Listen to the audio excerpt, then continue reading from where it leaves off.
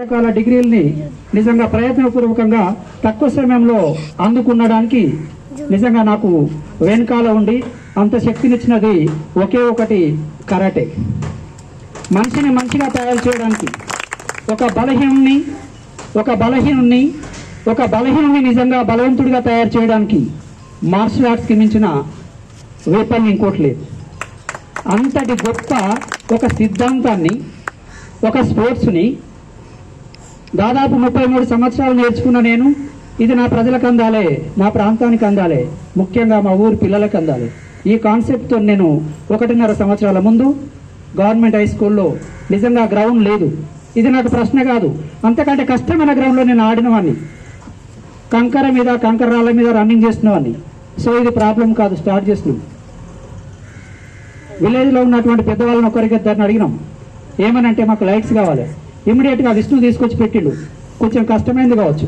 ఇలా విష్ణుకు నేను మరీ గుర్తు చేస్తున్నాను, ఎందుకంటే ఆ గ్రౌండ్లో వెంటిలేషన్ లేదు, కాంపౌండ్ లేదు, నిజంగా స్పోర్ట్స్ మెటీరియల్ లేదు. అట్లాంటి గవర్నమెంట్ పాఠశాల ఉన్నప్పుడు నిజంగా విద్యార్థుల్లోంచి స్పోర్ట్స్ మెన్ ఎట్లా పుడతాడు?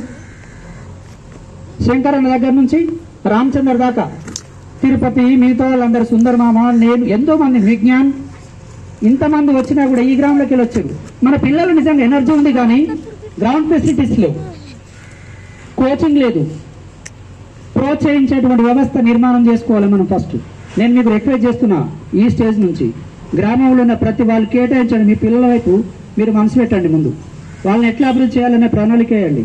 నిజంగా నేను ఇంతసేపు చెప్పేది కరాటే స్టూడెంట్స్ అంటే నా దగ్గర జాయిన్ అవ్వమని కాదు నేను చెప్పేది.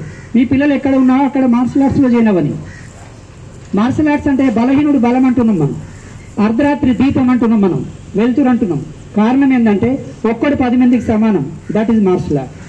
Martial art not only fighting, ఇది ఆరోగ్యాన్ని ఇచ్చే శక్తి, ఇది ఆత్మవిశ్వాసాన్ని ఇచ్చే శక్తి, ఇది నీ జీవితానికి చుక్కానిలాగా పనిచేసే శక్తి.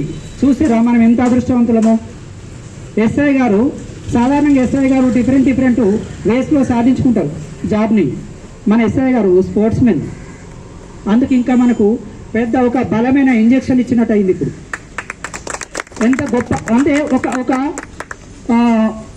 ఒక నిర్ణయాన్ని తీసుకునేటప్పుడు స్వార్థం లేకుండా తీసుకున్నప్పుడు మనకు అన్ని ఫెసిలిటీస్ కలిసి వస్తాయి.